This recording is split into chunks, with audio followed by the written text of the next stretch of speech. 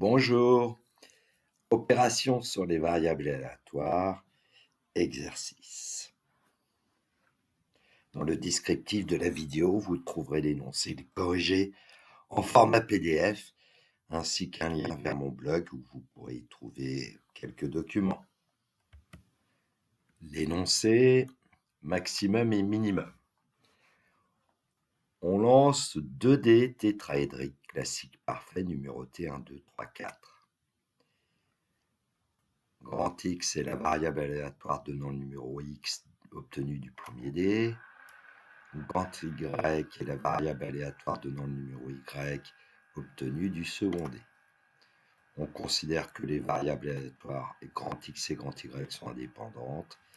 Grand X et grand Y suivent la même loi de probabilité. Grand A est la variable aléatoire donnant le maximum des numéros des 2 dés. Grand B est la variable aléatoire donnant le minimum des numéros des 2 dés. Question 1. Donner sans justifier la loi de la variable aléatoire grand X. Calculer l'espérance mathématique E de X et la variance V de X de grand X. Question 2. Oméga est l'ensemble des couples XY où X et Y sont des entiers compris entre 1 et 4. Quel est le nombre d'éléments de oméga? Question 3. Complétez le tableau à double entrée donné ci-dessous. On indiquera le maximum entre X et Y à l'intersection de la ligne X et de la colonne Y. Petit b, en déduire sans justifier la loi de la variable aléatoire grand A, calculer l'espérance mathématique E de A et la variance V de A de grand A. Question 4a. Complétez le tableau à double entrée donné ci-dessous. On indiquera le minimum entre X et Y à l'intersection de la ligne X et de la colonne Y. Petit b, en déduire sans justifier la loi de la variable aléatoire grand B, calculer l'espérance mathématique E de B et la variance V de B de grand B. Question 5a. On peut dire que A plus B est égal à grand X plus grand Y. A-t-on variance de A plus B égale variance de A plus variance de B? Question B. Les variables aléatoires A et B sont-elles indépendantes? Justifiées. Correction. Question 1. Donner sans justifier la loi de la variable aléatoire grand X. Calculer l'espérance mathématique E de grand X et la variance V de grand X de grand X. Alors pour la loi de grand X, c'est à peu près clair que, puisque le dé tétraédrique est parfait, classique, c'est-à-dire numéroté 1, 2, 3, 4, les valeurs possibles de grand X sont 1, 2, 3, 4, et la probabilité d'obtenir n'importe quelle valeur est 1 quart. Pour le calcul de E de X et V de X, nous allons utiliser un tableau. Et donc, dans ce tableau, nous allons indiquer les valeurs de X et les valeurs de la probabilité que grand X prenne la valeur X. Le produit X multiplié par probabilité de grand X égale X, parce qu'on sait que le total nous donnera l'espérance mathématique de grand X. On va placer aussi X carré fois probabilité que grand X prenne la valeur X, parce qu'on sait que le total va nous donner l'espérance de grand X au carré, et nous avons une formule pour calculer la variance. Allons-y. Avec le tableau, on remarque que l'espérance de X, c'est 10 divisé par 4, c'est-à-dire 5 demi, et la variance de X, d'après la formule de Koenig, U=1, c'est l'espérance de X carré moins le carré de l'espérance de X. On récupère 30 quarts, c'est aussi 15 demi, moins 5 demi au carré. Alors, je n'ai pas modifié 30 quarts, puisque 5 demi au carré donne 25 quarts. Et 30 quarts moins 25 quarts donne 5 quarts. Un petit complément, un schéma qui représente la loi de probabilité de grand X. Et puis avec GeoGebra, il nous donne que l'espérance de grand X est 2,5, 5 demi, et la variance de grand X, 1,25, c'est 5 quarts. Une remarque, puisque grand Y suit la même loi que grand X, évidemment, l'espérance de Y, c'est l'espérance de X, c'est 5 demi, la variance de Y, c'est la variance de X, c'est 5 quarts. Question 2. Oméga est l'ensemble des couples XY où X et Y sont des entiers compris entre 1 et 4. Quel est le nombre d'éléments d'oméga? Bon, j'ai essayé de rédiger un peu pour utiliser la notion notamment de cardinal d'un ensemble. Soit grand F, l'ensemble des valeurs possibles de petit x. Grand F, c'est 1, 2, 3, 4. Donc cardinal de grand F est égal à 4. Soit grand G, l'ensemble des valeurs possibles de petit y. Grand G, c'est 1, 2, 3, 4. Donc cardinal de grand G, c'est 4. On peut dire que oméga est le produit cartésien de grand F et de grand G. Donc le cardinal d'oméga, c'est le cardinal du produit cartésien de grand F et grand G. D'après le cours, cardinal d'oméga, c'est cardinal de F multiplié par cardinal de G. Cardinal d'oméga, c'est donc 4 fois 4, et donc cardinal d'oméga est égal à 16. C'est un résultat assez simple à voir. Bon, un complément, un tableau à double entrée, où j'ai indiqué les valeurs de petit x, 1, 2, 3, 4, les valeurs de petit y, 1, 2, 3, 4, et tous les couples possibles x, y. Évidemment, avec un tableau comme ça justifierait qu'il y a 16 éléments dans oméga. Et puis, un réseau de points, parfois dans certains exercices, on parle de ça. C'est-à-dire que j'ai placé tous les points de coordonnées x, y dans le plan muni d'un repère. Voilà, on obtient ce petit damier. Question 3. Complétez le tableau à double entrée donné ci-dessous. On indiquera le maximum entre x et y à l'intersection de la ligne x et de la colonne y. Alors évidemment, le tableau, je l'ai complété. Par exemple, si x vaut 2 et y vaut 3, le maximum, c'est 3. Bon, je pense qu'il n'y a pas grand-chose à dire sur ce tableau. Question 3b. En déduire sans justifier la loi de la variable aléatoire grand A. Calculer l'espérance mathématique E de A et la variance V de A de A. Alors sans justifier, on va un tout petit peu justifier quand même. Les 16 couples qu'on obtient XY sont équiprobables. Ce qui veut dire qu'à partir du tableau à double entrée, quand on voit que la valeur 1 est atteinte une seule fois, on a une chance sur 16 d'avoir un maximum entre x et y égal à 1. Pour la valeur 2, il y a 3 valeurs 2, donc 3 chances sur 16 d'obtenir un maximum égal à 2. Ce qui fait que on obtient la loi de probabilité de grand A.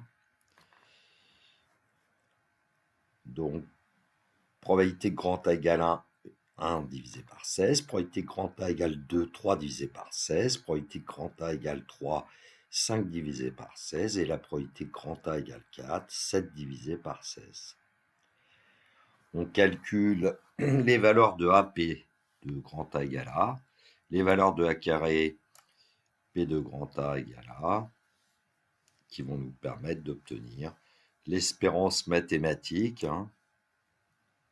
Donc E de A, c'est 50 sur 16. On peut dire aussi que c'est 25 huitièmes. Pour la variance de A, formule de Koenig-Huygens, moyenne des carrés moins carré de la moyenne, entre guillemets. 85 divisé par 5, parce que 170 sur 16 peut se simplifier en 85 sur 8, moins 25 huitièmes au carré. Alors 25 huitièmes au carré, ça donnera 625 sur 64, donc la première fraction, on essaye de la mettre au même numérateur.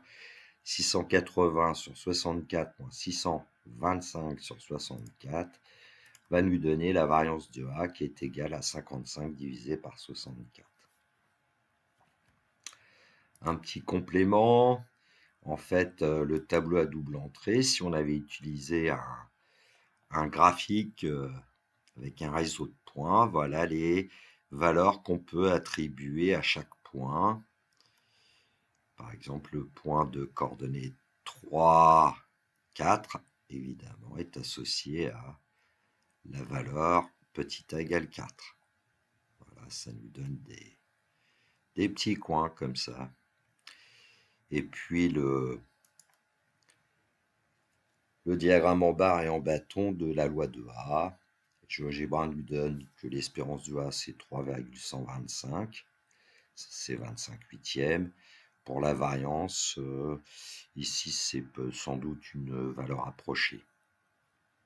0,8594 10 millièmes doit être une valeur approchée de 55 sur 64. Pour 64, c'est 2 puissance 6, donc 55 sur 64, c'est un nombre décimal, mais qui comporte un certain nombre de chiffres après la virgule. 4A, compléter le tableau à double entrée donné ci-dessous. On indiquera le minimum entre x et y à l'intersection de la ligne x et de la colonne y. Donc on obtient les diverses valeurs en prenant le minimum entre x et y. Par exemple, pour 3, 2, x égale 3, y égale 2, le minimum entre 3 et 2, c'est 2. Question 4b, en déduire sans justifier la loi de la variable aléatoire grand B, calculer l'espérance mathématique E de B et la variance V de B de B. Bon, je rappelle que les 16 couples XY sont équiprobables. Voilà, donc pour obtenir la probabilité que grand B prenne la valeur 1, on compte le nombre de 1. Il y en a 7, donc on a 7 chances sur 16 d'avoir un minimum entre x et y qui soit 1. Évidemment, on fait le même travail pour les autres valeurs possibles. Donc, valeur possible de petit b, 1, 2, 3, 4. Les probabilités 7 16e, 5 16e, 3 16e, 1 16e. Évidemment, la somme fait 1. On calcule p multiplié par la probabilité grand B prenne la valeur petit b. B carré multiplié par la probabilité grand B prenne la valeur petit b, évidemment. On effectue des calculs. On va obtenir l'espérance mathématique de grand B qui va être 30 divisé par 16, c'est-à-dire 15 huitièmes. Et puis on va avoir ici E de B carré, 70 sur 16, c'est 35 sur 8. Allons-y, E de B 15 huitièmes. V de B, la variance de B, c'est l'espérance de B au carré moins le carré de l'espérance de B. 35 huitièmes moins 15 huitièmes, le tout au carré. Alors 15 huitièmes au carré va donner 225 sur 64. Et on écrit 35 huitièmes sous la forme de 180 sur 64. Différence de deux fractions ayant le même dénominateur. Et on obtient 55 sur 64. La variance de B est la même que la variance de A. Bon, les petits graphiques. Pour voir que le nombre 1 est atteint 7 fois, le nombre 2 est atteint 5 fois, le nombre 3 est atteint 3 fois, et le nombre 4 est atteint une seule fois. Ce qui peut nous donner le diagramme en barre et en bâton de la loi de B. GeoGebra donne de B 1,875, c'est 15 huitièmes, et puis évidemment, ici une valeur approchée de 55 sur 64. Question 5a, on peut dire que A plus B, c'est X plus Y, a-t-on variance de A plus B égale variance de A plus variance de B. Alors, petite explication sur le fait que A plus B égale X plus Y. A plus B, c'est le maximum entre X et Y plus le minimum entre X et Y. Ça paraît à peu près évident que A plus B est égal à X plus Y. Vous ajoutez le maximum et le minimum, vous retrouvez la somme. Bon, on pourrait le détailler, je ne vais pas le faire, puisque c'était admis dans l'énoncé. Alors, comment calculer la variance de A plus B? C'est la variance de X plus Y. Or, on sait que X et Y sont indépendantes, donc on peut dire que la variance de X plus Y, c'est variance de X plus variance de Y. Je vous rappelle que la réciproque est fausse. Donc, la variance de A plus B, c'est 5 quarts plus 5 quarts, puisqu'on avait trouvé variance de X égale 5 quarts, et que la variance de Y est égale à la variance de X. Et donc, la variance de A plus B, c'est 5 demi. Calculons variance de A plus variance de B. On a trouvé 55 sur 64 plus 55 sur 64. Donc, variance de A plus variance de B, c'est 55 sur 32. On compare les variances, 5 demi et 55 sur 32, qui ne sont pas égaux, hein.